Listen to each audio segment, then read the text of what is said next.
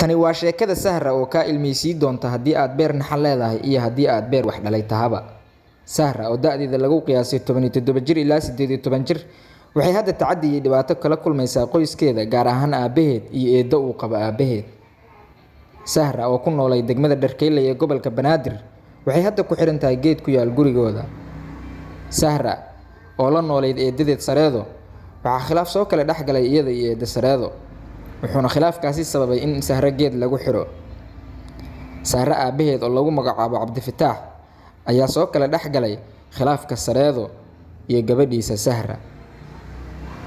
Cabdifataax ma uusan u eexan gabadhiisa mana uu asxaan falin ee wuxuu sameeyay tacaddi hor leh wuxuuna muddo 7 ah geedkii ay ku xirneed ugu sii daray Sahra isagoo timihii ka jaray sidoo kalena u geystay jirdil aad u baahsan.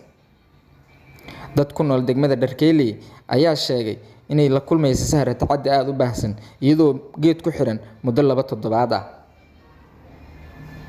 Arrintan waxaa dowladda federaalka Soomaaliya laga codsanayaa inay soo farageliso gaar ahaan maamulka gobolka Banaadir oo ay tahay inuu wax ka qabto arrintan maadaama Sahra aysan haysan wax garab ah ama ehel ah oo ka caawiya ama ka celiya ehelkeeda san u galaya.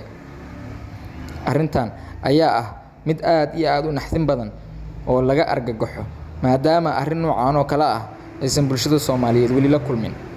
Way jiraan falal noocan oo kala ah balse ma jirto eedo iyo aabe ku goobanaya gabadhooda.